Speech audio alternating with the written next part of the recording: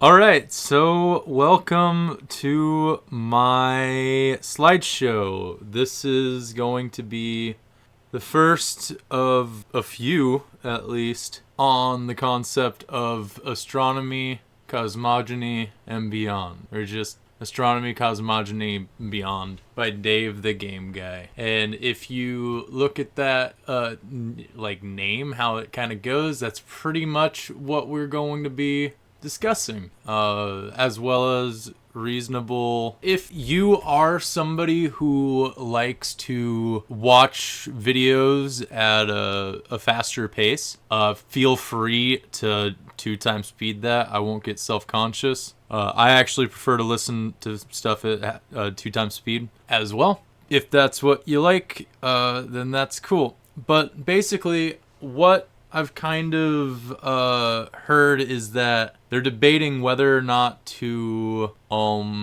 make Pluto a planet again. And I personally am a big believer in rationalist thought of the mathematical backbone of everything and how things work. And there is a very specific correlation between planetary movement and specific chunks of life that we as humans exist through. So let's get right in. Let's party with it. This is, oh yeah, Dave with a Y. That's my name. Don't wear it out. All right. Well, this slideshow came to be. I'm gonna let you read that. That's kind of like a simple introduction. Shakespeare, it's abridged. Something about the fifth dimension. Cunary, which is what I call it, and it's something that I found. 5279, they exist and they behave in a similar method as 123, 0. So it's like as if binary had 2 extra numbers, and which numbers those numbers would be based off of how they work in their own sequence. So it's really confusing, but I understand it, which is the important part. Anyhow, yeah. So it's rational, Pythagoras. I think it's hilarious and awesome that there's a difference between rational thought and empiric thought, or rationalism and empiricism. Because empiricists are people who believe that we are born as blank slates. We exist and we are what we are, and our entire experience, memories, whatnot, exist on our own sensory realm.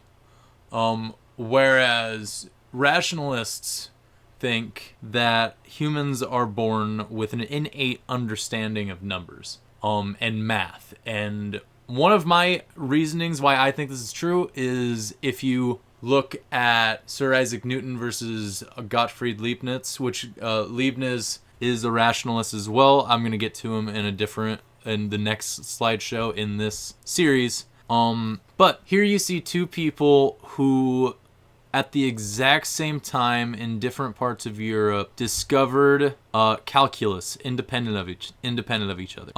And so what that tells me, and kind of how I think about things in the universe, is that's a cosmic failsafe, because that knowledge was meant to be had. And so if there's like a genius out there like Leibniz, the numbers can find that, just in case Sir Isaac Newton, who had his own mental issues where he didn't like to publish anything. But it's not those guys. It's Pythagoras, the father of rationalist thought, the guy who coined the phrase philosopher. He had the Pythagorean theorem, which is basically, it's finding the length of the hypotenuse of any side of a right triangle based on a squared b squared equals c squared. Pythagorean tuning, which is a form of tuning stringed instruments, I believe. I'm not really a musician in that sense, so I don't know as much. The 5 regular solids, which if you're a nerd, those are the D&D dice. He was the one who figured those ones out.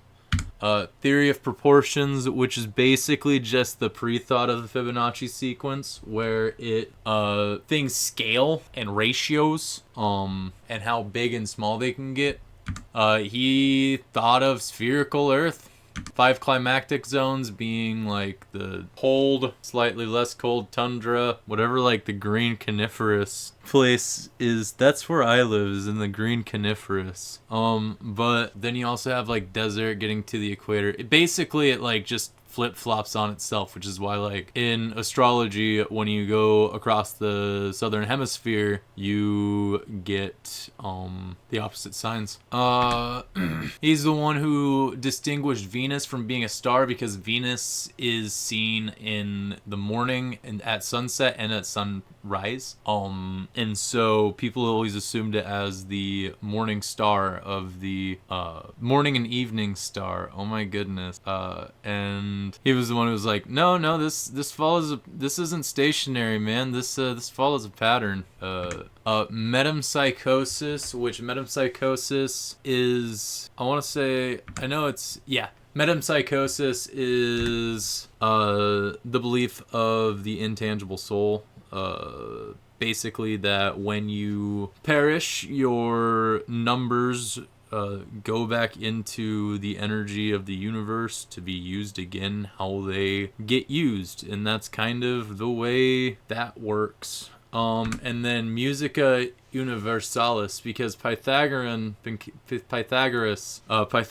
was a musician, music theory, as well as a shapes guy. And he believed that the planets, as they moved, as they generated that movement against anything that they're like generating movement against, as well as shaking and rotating and all of that, believed that they send out like basically inaudible because of space, but waves as they do that go shake across the solar system until they dissipate. And he explains and basically says that's a form of understanding the planets, the celestial bodies' impact on us. But yeah, let's look at the solar system, because it's cool. You look at it, it's pretty symmetrical for the most part. We've got 4 planets close to the sun, an asteroid belt, 4 planets in between one asteroid belt and another asteroid belt of bigger asteroids. But yeah, Pluto should be there. How it was formed? It was formed Jupiter first. That is something that is obvious, I think, in the astronomical community. I am kind of new to actually trying to put like my theories into words and ways people can understand, because I'm kind of someone people don't understand all that much. But Jupiter was first. You can tell because it's the biggest, it's the most condensed, it's got the highest electromagnetic field. And yeah, so what I think it did, movement via asteroids. I think that like it totally depends on if like what was there first, the asteroid belt or Jupiter. I don't 100% know, because it could be just a counteracting measure from Jupiter's like polarity and magnetism, but it could have also been there. And my thought was, you know, if it's moving, and I imagine the asteroid belt's moving at a much faster rate, likely if that had been going on for a long time, like say this, as the sun began to grow, that would make sense if it like the first things that like kind of like got to orbit it was just asteroids. And then anyway, Jupiter was first. Movement, I want to say it like kind of like swirled everything up together as it did it, which helped build the rotational everything. Saturn spurred from Jupiter's gravity, collecting the material between the Kuiper belt and Jupiter. Earth got caught between the sun, Jupiter, and the fast-moving rotational pattern of the asteroid belt. That's just something that I think, because Earth has an electromagnetic field and Jupiter does. So I would assume that like at a certain point, because the sun, there's so much, gravity is whack, man. Gravity's so whack. I bet physicists, like actual scientists, will tell you gravity's whack, because gravity's freaking whack. But like I think that Jupiter gets Earth proceeded to do the same with planets inside the asteroid belt. Basically what I think has happened with Jupiter and the rest of our planets is that, well, not all the planets, but Jupiter, yeah, is Jupiter was the first growth because it was a conduit for the sun's gravity as a means of using its electromagnetic field to counterbalance and counteract certain frequencies from the sun, to keep everything from going into it. Because quite frankly, I feel like Mercury should be to go in, but if you think about it in mythology, Mercury was the messenger. One of the important things about Mercury with its placement is that as soon as Mercury disappeared, it's like, listen, don't shoot the messenger, which feels significant in a weird way because that sun's coming. You can't stop it. You can't stop time. But the gravity of the situation. There are so many different energies at play. It's a difficult thing to prove throughout the scientific method because the nature of everything is chaos. On the next slide, I will address two other pseudosciences that have gained scientific proof since the 20th century. Gravity is real. But can anyone explain it? The sun makes up 99.86% of mass. Gravitons? Nah. Monads. I think monads make sense.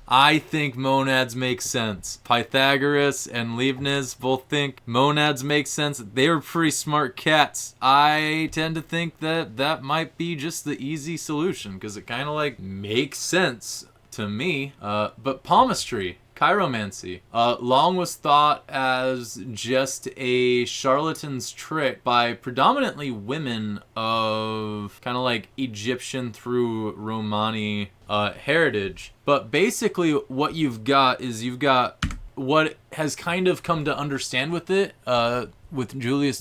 between Julius Speer and Carl Jung is Carl Jung says psychochiromancy, which Julius Speer is because Julius Speer really just does not like he does not like the charlatanry because there's actual science behind everything. Because there's certain pathways, certain things that your hand develops, and it's telling signs of stuff, like leadership and whatnot. It kind of like goes with the messages of the planets and the messages of numerology. But basically, it's more of a psychological thing, and it's like using that as a form because Jung was all about archetype. In palmistry and chiromancy, there's a common thought, and it makes sense, is that it's not like left hand or right hand. If you're right-handed, it's this way. If you're left-handed, it's that way. It's your left hand is the gifts that your family has bestowed upon you, the life that their talents that they've given you, and your right is what you've chosen to pursue with in your own life. What it can do: unlock certain aspects of your personality, aid in medical diagnosis. This is one that I know less about, but I've heard that you can doctors will often check the hand for so many things because the hands are one of the most telling parts of the body. Take a second and analyze the differences of your hands and think critically if you can note any differences personally. Do the hatch lines go up and down or left and right? Are all your lines the same? Are the different parts right under your knuckle, are they overdeveloped, underdeveloped? Just look for yourself. It's interesting. Don't trust fortune tellers. Yeah, that's one that a lot of people say, don't. If they're reading your palm, they're like, dude, this is gonna be what everything is. Don't trust them. It's more like, hey, you have this predisposition for this. Next is numerology, which is just, it's not even a pseudoscience. It's numbers are everything. Mysticism. The basic understanding of numbers being the backbone of our universe is no new secret. Many religions and practitioners of mysticism understand the significance of 1 through 9 as they make up everything. This is just a picture I found. Numbers are theoretical. Vibrations make up all. Oof. So yeah, pretty simple like that, because you've got 1, 2, 3, 4, 5, 6, 7, 8, 9, and the way that they get those numbers is yes, no, 1. All right, well, you had 2 options with binary. That's where you get 2. That's where you get the difference between odds and evens. And then 1 and 2 combined is 3, bringing forth a new odd number, showing and proving that in numbers there will always be more odd numbers than even numbers, because that's just the way numbers work. And then right here, not only do we get 2 plus 2, it's 2 times 2. So we get the first square. And then 5 shows up, which 5 is kind of just interesting because you can get it by doing 1 plus 4. You can get it by doing 2 plus 3. It's also the catch point after the Fibonacci sequence when it goes 1, 2, 3, 5. And then you get 6 by multiplying 3 and 2 because you multiplied 2 and 2 to get 4, as well as added them. Then you added this, and then it would be multiply next. That's where you get the 6 from. And then from that point, you know that you can go 2 to the power of 2 is 4. So what about 2 to the power of 3? And then that equals 8. 2 times 2 is 4. 4 times 2 is 8. And then 9 is a similar principle. 3 squared, because you have these 3 numbers as the top, and then that's the chain of command, and then 3 squared. So that's how you get every single one of these letter numbers until you get to 7, which 7 is an extraordinarily curious number because it doesn't make extreme sense how it shows up, but basically 7 shows up both 3 plus 4, but on the Fibonacci sequence, if you break down the digital roots after you break into the tens place and you try to find the numbers that weren't in the original Fibonacci sequence, you find 4 and 7 in the same sequence, and you find 7 at 34 right before you get to 55. And then not only that, 7's interesting in the fact that 7 squared is 49, which is 4 squared, or 2 squared and 3 squared. So that's how you get the 9 numbers. And that's the way that they kind of present themselves in the world. All right. Astrology is a numbers game. Think about it like D&D and rolling a character sheet, except more numbers involved. Each one of those has mathematical correspondence. Let's focus on the 9 familiar ones. We've got the Sun, the Moon, Mercury, Venus, I think that's Earth, but Erd, that's gotta be Earth. Mars, Jupiter, Saturn, Uranus, Neptune, and then no Pluto because it wasn't discovered, probably. I actually don't know when this was. It was old, so it looked cool. But basically, let's look at those, because you get 9 numbers and you get 12 signs. So your astrological backbone and makeup on a very basic level is about 12 to the power of 9 for numbers that you generate. But there's a lot more than that, which is why it's interesting. And the way the universe kind of likes doing. Yeah, and then from that point in time that you're born, time takes course, and the planets and everything from the radiant energy of the sun that's been bestowed upon you at that point, time moves for you in the corresponding degrees from whence you came in direction towards the sun. It's a very specific program. All the planets follow their own specific and precise path. Retrogrades. The main case. You know why? You always hear people talk about the Mercury retrograde. Yeah, it's a real freaking thing. Basically, what happens is you get a break in whatever type of line and bound that the Earth has with whatever planet it's going to retrograde with. So it, in theory, does not have as strong of a connection with that planet, and so retrogrades are a time of introspection during that kind of S-looking thing, as your life kind of seemingly goes backwards and then goes forwards. Retrogrades are an interesting concept because Mercury goes retrograde about 4 times a year, like 3.7 times a year. Venus goes retrograde about every 2 years. Mars goes retrograde about every 2 years. Jupiter goes retrograde, and then this is where retrogrades get interesting as you break past that asteroid belt and you get to the really big planets, because their stretch is so far, but you get Jupiter being in retrograde about every 1 3-month period out of the year, which is interesting because it's almost a direct inverse of Mercury for a similar chunk of time, except Mercury retrograde is about 3-ish, 4-ish times for 3 weeks straight. I believe Jupiter's retrograde for about a 3 to 4 month span of time because of the distance. And then after that, about every single other planet is retrograde about half the year. It really is. And so that's why you kind of get those differences of energy between spring and fall. Now let's retrogrades of the planets occur when a planet begins. Yeah. All right.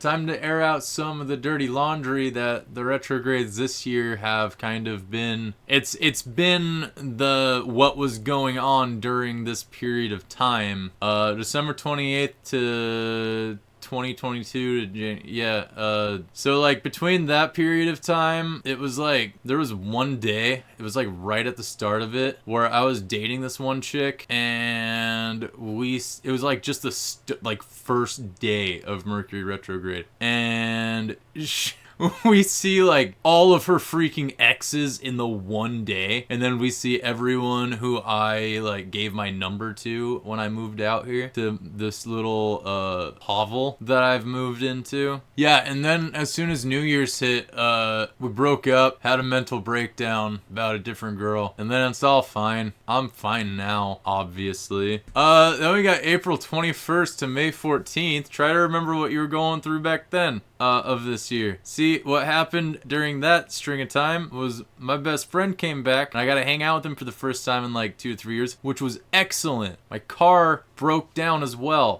So he had to drive and it got fixed. And then shortly after that, I got fired from my bartending job. All within the span of Mercury retrograde, which Mercury is the planet associated with commerce and trade and communication. And it's during Mercury retrograde that you have trouble with I got fired during that time as a bartender, but it's fine. I'm over it. August 23rd to September 14th, during that 3-week block of time, the factory that I had to get a job at because I got fired shut down for that entire 3-week period. I kid you not. And so I was laid off. And then, booyah, there you go. December 13th to January 1st. That's the next retrograde. The day after my birthday. Let me tell you, my birthday has always been, it's been fine. It's whatever. I bowled 18 frames alone, or I bowled 10 frames alone on my 18th birthday. But that's just, we're talking about Pluto. My heart was broken? Nah, Pluto's heart was broken when them guys who think they're so smart said it was not a planet. Let's get into the planets. The sun, planet 0, the star, what we're all based upon. So it's important to note that 99.86% of all mass in the solar system is the sun, which is kind of why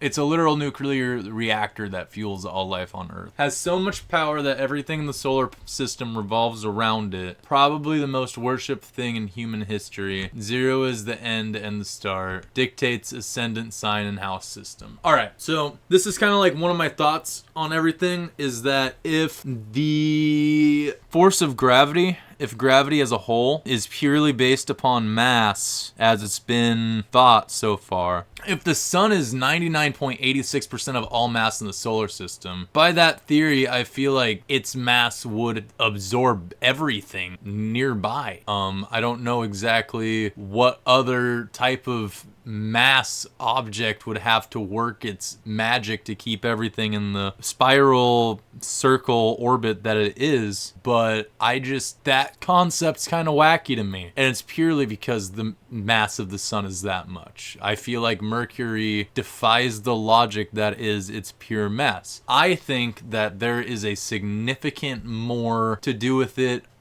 as far as electromagnetism goes. For the sun acting as the main force of gravity, Jupiter with its I'll get into it as I'm going. But this, as far as astrology goes, dictates your ascendant sign and house system, which your ascendant rising sign is the exact location of the sun over some level of the eastern horizon or whatever at the moment of your birth in the specific location. So you kind of have to understand that as it is quite literally a snapshot of your existence from the point that you're born. As your body gets hit by all of the energy of the universe at that one specific moment in time. So that sets your personal degrees. And that's why I personally think that your sun sign is pretty much that, your rising sign, because your sun sign is more based off the season that you're born in, which is an earthly thing. Mercury, 1. Orbit is 88 days. 2222222. Yeah, I think. Well, I mean, if you break it down digital root, it's 17. It's 7. 3,300 mile diameter. Tons of meteor impacts. I don't know much about that. Named after messenger commerce god. 59-day rotation. So it rotates faster than it orbits the sun.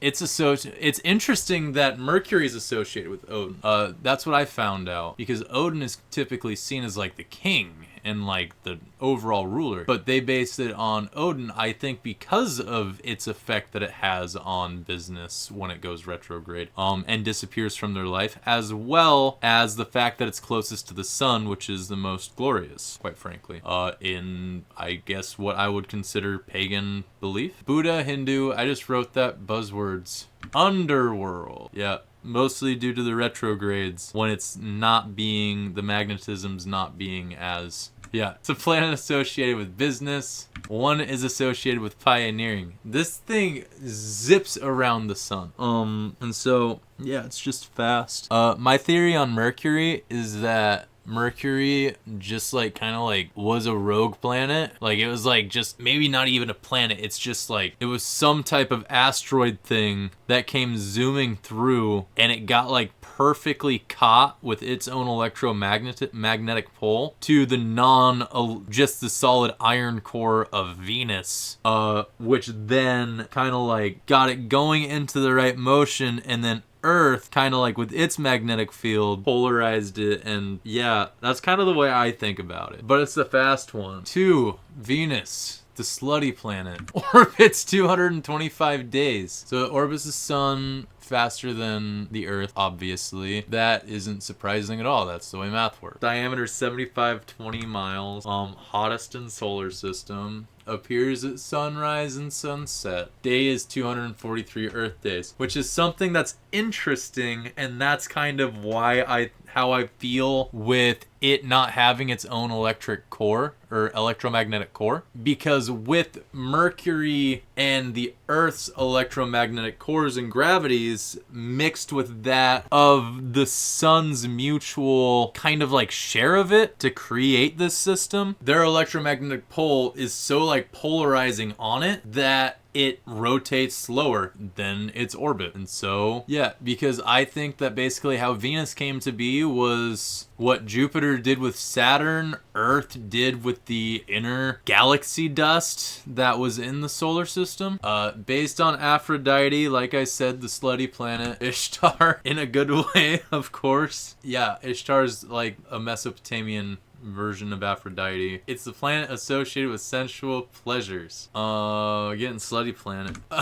2 is associated with unity. Yeah, 2 is associated with unity because in theory, 2 exists because there's that chain of 1-1, that kind of like Roman numerals. Which that's interesting about Roman numerals is it's the 4 that brings the V, it's the 9 that brings the X, and it's the 40 that brings the L, and it's 90 that brings the C. So it's based off those initial squares and then the stacks of 50 or 5 that go along with it, which goes into other theories that I have. But it's associated with unity for that reason. Earth, orbit 365 days, roughly 0.25. Don't at me. 8,000 mile diameter, so it's a bit bigger than Venus. Where we live, your sun sign is basically your Earth sign, but it's in the degree that it is towards the sun to produce that season. But basically, whatever season you're born, there is mathematical formulas for all of that, and there are existing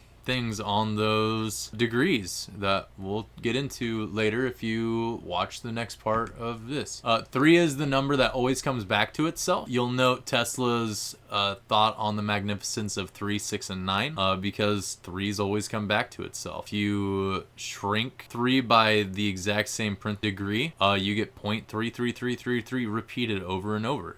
That's just the way it works. That's a third. Oh, Mars. Mars is orbit 687 days, which is not exactly 2 years, but it's pretty close. Also, like, it's a fun array of numbers, like directly around each other. 687, a 4220 mile diameter, 24-hour 40-minute day-night cycle, 2 moons, which is interesting that it has 2 moons, and they're like one's 7 miles and the other's 14 miles, based on the god of war, and it's based on Aries, which Mars just happens to exist in the house of Aries for the longest. That's just the way that it was programmed. A planet of passion and drive. 4 is associated with stability, because for the same principle that 1 and 1 being stacked on top of itself is 2, 2's 2's stacked on top of itself is 4, so it makes it more stable. And that's kind of the ways 2's present themselves throughout the numbers. Oh yeah, Mars as well.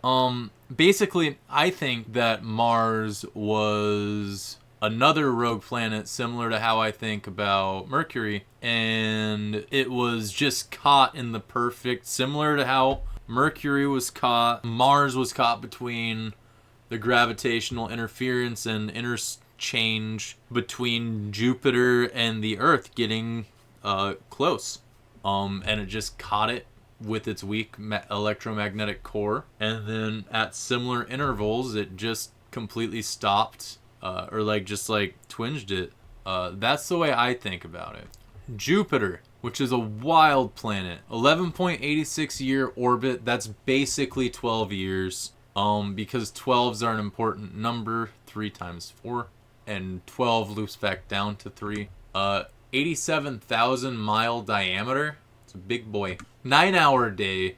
So this thing's zooming super fast around its center. 95 moons, with the most volcanic moon in our solar system. Casually seen as king of the gods. Zeus, Marduk, which that's an interesting thing to note, is that Marduk, Mesopotamian son of Anki, who was, I believe, Hammurabi or Cyrus, or Darius, I think it was Persia, that bestowed thanks upon it for the conquering. It might have been Cyrus. But Marduk is actually the one who was given credit for implementing the astrological cycle towards humanity as a means to keep it on a rotational cyclical pattern. And then Marduk got associated with Jupiter, and Zeus. So that's just kind of like a movement of language. 5 represents freedom. Also, 5 is the origin of all numbers. 5 is the original 1 because all numbers are stacked on 5.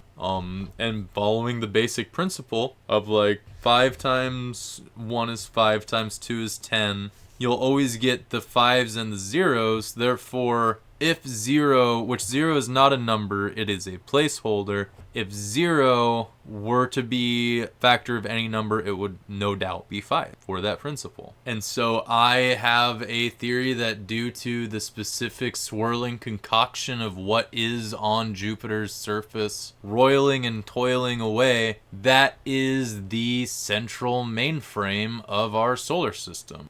That is the computer, the matrix, the big boy balancing gravitational electromagnetic helper for our sun to reach farther. And it's the 5th planet, and it was the first one made. All numbers are based on 5 for the principle, because even if you go between 0 and 1, you get 0.5 right in the middle, and then you get 0.25, 0.125, and then from the point of going in depth between that 0, 1 to find those 5s on the opposite side by following the fractional method of 1 over 2, 1 over 4, you get 5, 25, 125, and it repeats inverse in that specific interval. Anyhow, Saturn, I want to say the second planet that was formed. 29-year orbit. Now, what's interesting about Saturn's return and why it's associated with 27 years of age rather than the 29 to 30-year orbit is the fact that once it hits that 27 point, it's reached the 12th house of where you were born. It's reached the 12th house, and so it's taking out what's not necessary for the next square on the triangle of life. Yeah.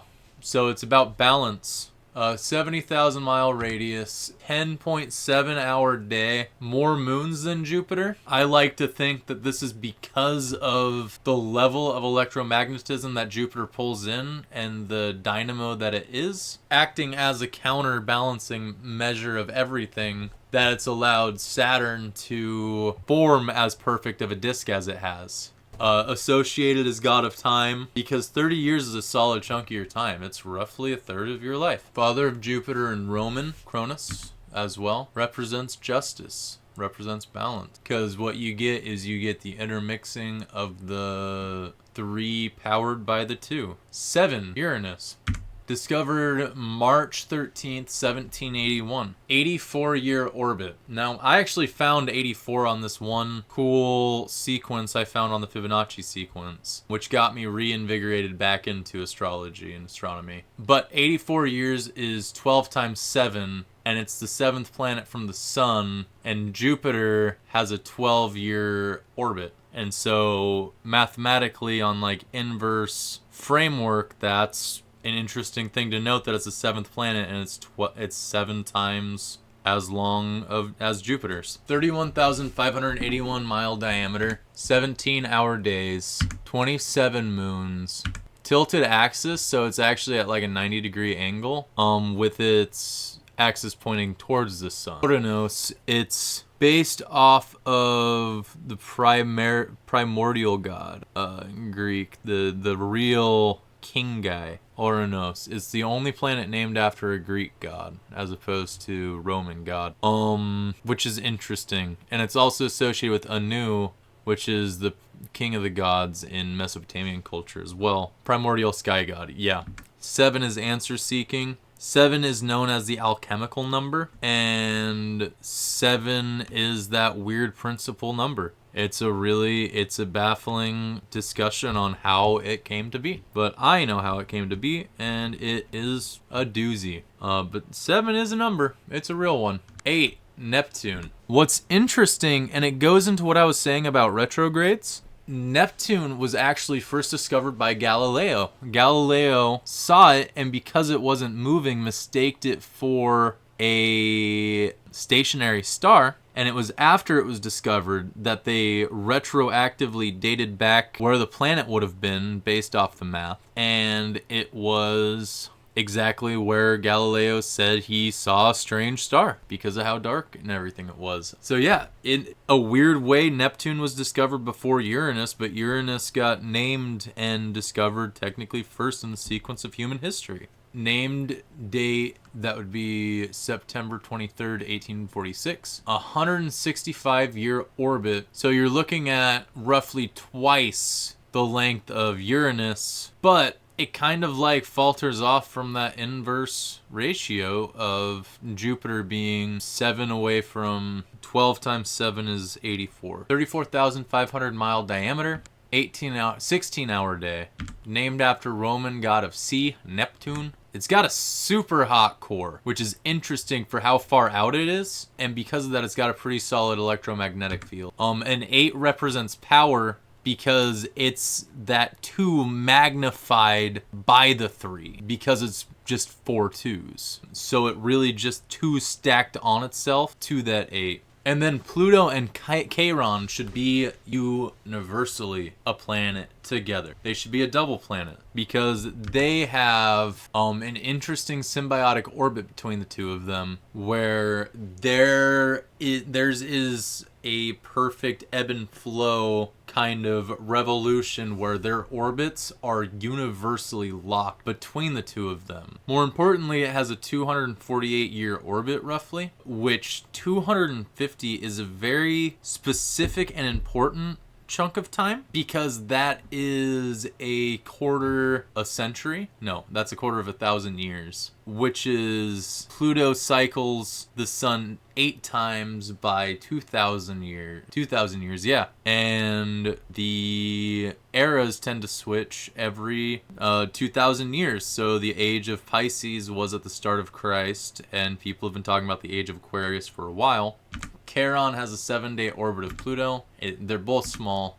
It's cool because Pluto is the god of the underworld and Chiron is the ferryman of the underworld. And 9 represents selflessness because their planets are a perfect give and pull, push and pull, tug of each other. They need each other. And 9 is just that 3 resonated to itself to the same degree that 2 got to 4. And then you get to looping back for the 1s. Planet or not, it's a gear in the system, is my theory and statement. And if you look at the degrees, roughly equates to 250-year intervals. The nature of Pluto suggests that Scorpio starts it. My thought process on this is because Pluto is the big cycle of like tons of generations, tons of just everything. But Scorpio is the smallest degree, and we just passed Scorpio. Like Scorpio, Pluto in Scorpio is 1983, and so we're somewhere over here. No, we're over here. Yeah, we're over here. I was born over here. But we're over here. So yeah, we're kind of just hitting that point of spiraling out to a big climactic point at whatever this point is. But at the same point, Sir Isaac Newton says, based off of biblical evidence, it'll be right at the end of Pisces season, or Pisces Pluto cycle, that everything ends, which is spooky. Because Pisces is the 12th sign, that is the end of the astrological wheel, which hopefully we can figure out our shit so that, you know, we don't all perish in whatever hell we create for ourselves. Yeah, there we go. I hope you enjoyed. I'm trying to make a full argument for it. I'm hoping to have this be a working series and then to go and delve into different scientists. But my next episode will be centered on the mathematics and looking deeper into rationalist thought and thinkers. Thank you for watching, and I hope you have a great day.